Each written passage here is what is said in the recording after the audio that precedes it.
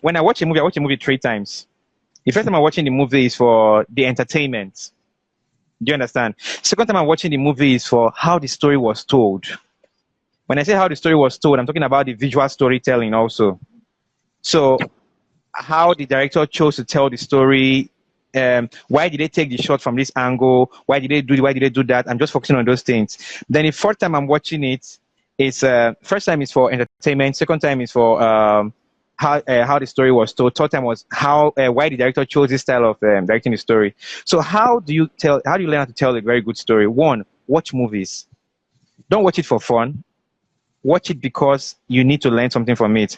And I have this very bad habit because it pains when I see people do it. You're watching a movie and all of a sudden a message comes into your phone. Then you don't pause the movie. You start pressing your phone. After even pressing your phone and send the message, you now continue watching the movie without rewinding. And in my head, it's like, you've lost a lot of information already. So you're missing how story is being told. That's the first thing. Watch movies a lot. Secondly, read. Read novels, read books. If you're not a reading kind of person, then watch movies. Watch movies, read novels, read books. When you keep reading those things like that, just keep reading them and watching them. You will understand that you will not start saying you on your own. You may not know the terminologies for telling stories. You may not know the terminologies, but you will understand. You'll be able to spot a good story and a bad story. Do you understand? Before I went to film school, when I went to film school, I started discovering that there were so many things I already knew, but I didn't know the name for them. Do you understand? I knew so many things, but I didn't know the names for those things already. So these are the things I normally do. I watch movies. I read books a lot. Then, in telling a very good story, you have to understand characterization. Your characters. Your characters are one very big tool. You need to develop your characters. Characters is one very big tool. You have your general story. My story is about the boy who. Are you listening? Yes, so my story is about the boy who became the king. The boy who became a king. Then I'll be like, then the next thing is now, how do I develop the story? How do I develop the story? How do I build characters that will stand out in the story? Characters that are real enough, not just standing out, real enough characters. Because when I say real enough characters, because we make this mistake a lot. You watch a movie and it used to happen in the old movies in those days where you will see the actor. The hero is just the hero. The hero is just good. Why is he good? He's just good. Then the bad guy is just bad. Why is he bad? He's just bad. He wants to destroy the world. Why do you want to destroy the world? I just want to destroy the world because I'm the bad guy. I'm the bad guy. Are you getting me? So instead, develop your characters. Characters have flaws. We're human beings. No matter how perfect the person is, the person has his flaws. Even this guy in the Bible, what's his name? Joseph in the Bible. Joseph had a flaw. And I tell my writers that when you are developing your character at the beginning of your movie cannot be your character at the end of the movie. And I will show you even Joseph in the Bible. Joseph's character flaw was the fact that he talks too much. Daddy, my brothers, they did not clean the shoe. My brothers took the biscuits. They did not do this and do that. So he talks too much. But if you notice later on, when he became the prime minister, when his brothers, they saw him, the normal Joseph would have said, brother, this is me, or it's me. What did he do? He kept quiet. Because at this point now, he has understood that in this life, it's akanuche. It's not just talking anyhow. Do you understand? So your character must be as real as possible. Real character. Then your story should be able to resonate with the people. Whether good or bad. Whether it's good or whether they're going to hate you for the story. As long as the people can relate to the story. Whether in your story you are saying that killing of babies is good. So it means that all of us that will watch the movie will hate you will hate you. Because you've already shown us that killing of babies is good, which we don't like.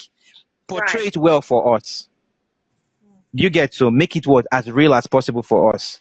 You get the whole thing. So I think the key ingredients you need to learn. Then one other thing again, one place you can actually understand how to tell good stories. My cousin, his name is YouTube. Yeah, go to YouTube. Just type there how to tell great stories, and boom, you get ideas for the whole thing. You understand? But it's great. Okay. It's great. Yeah. Oftentimes we hear writers complain of the writer's block. Okay. Is there something as the writer's block? Yes. There is, but then again, this is something we have to learn as writers. Writing is also a business. Do you understand? Writing is also a what? Business. And if I pay you to write something, I won't be telling myself that oh, you're not coming tomorrow and say, great, how far? Sorry, I've not delivered yet, so I'm having writer's block.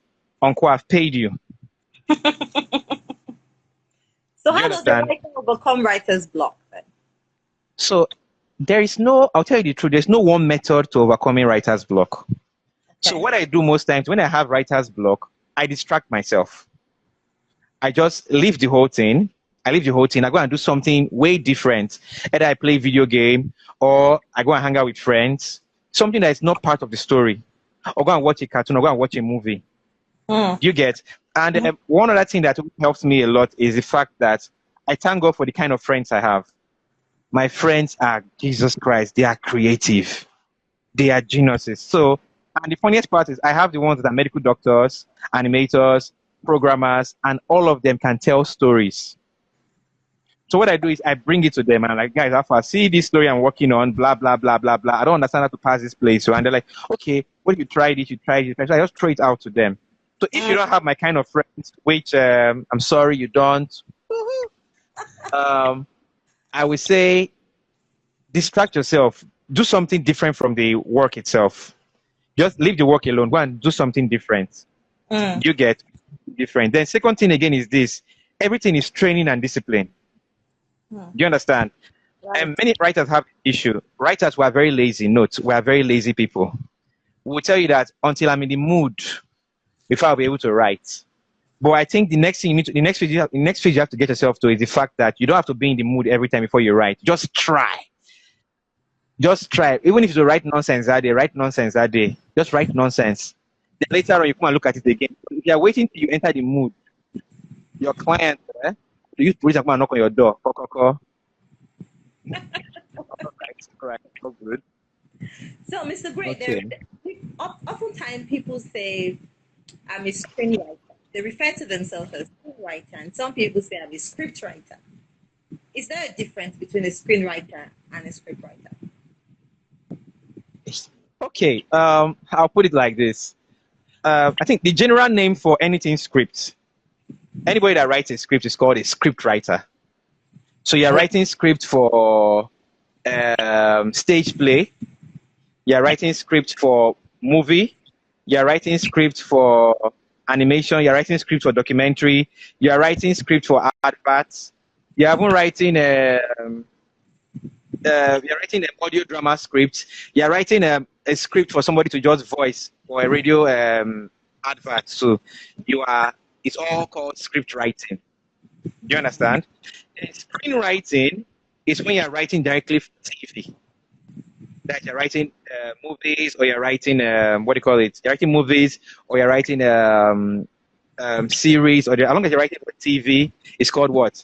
Screenwriting. Just like when you're writing for stage play, they're called a playwright.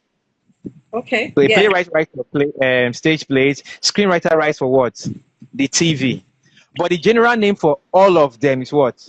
Script writer. So if you write screenplay, you write stage play, and you write advert, and you write, you're called, no, if you don't write, you write, anything you're writing is going to be performed. Okay. If you're writing, it's going to be performed, you're called you're called a script writer in general. Then if you want to now separate yourself, you say, I only write for TV or screen, you're called a screen writer. If you want to now separate yourself, I only write for stage plays, you're called a play write. You understand? But somebody that writes novel is not a screenwriter or a script writer. You are a novelist. Good. Great. I am a screenwriter. I'm a scriptwriter. I know how to tell good stories. My script is amazing. How do I sell? How do you sell it? Okay. I will say it again. It's still business. Do you understand? It's still what? Business. I used to tell my writer friends that when you're writing a story, think like the director and the producer at the same time. Director and what? Producer. So let me explain. The director is all about the craft, the art. right? And the producer is all about the what? The money. So if I'm working on a script right now, I'm writing a screenplay and I'm saying, God, aeroplane crashed into Third Mainland Bridge. Visually, it's a very cool thing, right? You see the aeroplane crash into Third Mainland Bridge, they'll be like, whoa, makes sense. Go where die. But to the producer, it's what? It's expensive. Are you seeing right now? So the story can be a very amazing story. Very amazing, awesome, great, and beautiful. But the thing now is, financially, it's not friendly. Uh-huh. Do you get? Financially, it's not friendly. So that's when people say that my script is actually what? I've written a very amazing script. I'll be like, why? I'm trying to sell the script. So I'll not be like, the person who's going to buy the script, you're going to use money to buy it. I'm going to make money from it. I'm going to spend money to make it. So the person is actually asking himself, how do I make money from this thing? So what I tell writers most times is, especially Nigerian writers, because we don't have the VFX to pull off some kind of things, so focus on telling amazing stories. Amazing stories, amazing everyday what? Stories. That doesn't mean that they will tell you this in Hollywood. I'll tell you the truth. They'll tell you in Hollywood. They'll tell you this thing. They'll tell you the two type of movies that sell in Nigeria is, I'm going to shake table right now. It's comedy and drama. What do I say? Comedy and what? Yeah, Drama. You do comedy and drama, Nigerians will watch it. And the reason why Nigerians love comedy is because the country is too what? Hard. But I tell you, I'll say that's a big lie. And should I prove to you why it's a big lie? This is why. It's because if Nigerians love comedy, why are they watching Game of Thrones? Why are they watching House of Cards? Are you getting it right now? Why are they watching all these big series? Why are they watching 24? Why are they watching House of Cards? Why are they watching Narcos? If Nigerians love what? Comedy. Game of Thrones came out. Why are they watching the one with the robbery people? You say? Money Heist. It's one. Money Heist. Good. Why are they watching Money Heist? And they're not even speaking English in Money Heist, though. Abby? But we are watching it. We love the action in it and the rest. So it tells you one thing. The reason why they are watching comedy and drama alone is because that's the only thing you are what? Giving them. Feeding them. Steve Jobs said one thing. He said the customer doesn't know what he wants until he sees it. And I believe that statement very well, because sometimes when I'm going to buy clothes, I just walk into the boutique. I don't even know what I want to buy. And they'll tell me, okay, what you want, but I'll be like, don't worry, just leave me alone. When I see it, I will know. True. Do you understand? So it's the same thing for the audience also in the movie industry. We've been feeding them only one particular thing since. Once in a while, let's try. Let's try something else. Let's see if they won't take it. But in the time of something else, don't go and do something very stupid though. You want to now go and do one film and the VFX is going to be very, very bad. Don't ever try it. You get it? Don't ever want to try it. Please, please, please, you don't ever want to try it. So what I just tell people is, as a screenwriter, if you want to sell how do I sell my script? First thing first, I think you can approach, I hope you have your pitching document already. You have your synopsis, including your log line. You have your synopsis ready, because you won't just send the script to anybody. Because the mistake we make again, I tell writers, you can't just send your script to anybody. Not because they will steal your script, but me, for example, somebody will tell me, Mr. Gray, please, can you help me go through this my script? I'm like, okay, cool. It's a 95-page script. That's about it's a 75-page script. That's about 1 hour, 15 minutes movie. And I'll not tell you, okay, so I can read 1 hour, 15 minutes script. It's not like you're paying me to even read it, therefore. I have other things I'm doing with my life. I don't have time to read 1 hour, 15 minutes script. So if you had a synopsis, just send me the synopsis. So what I tell people, you have your pitching document on ground, you have your synopsis down. So what you do, approach these filmmakers. Approach the different filmmakers. The other thing, again, before you approach the filmmaker, know the kind of story the filmmaker likes telling. Do you understand?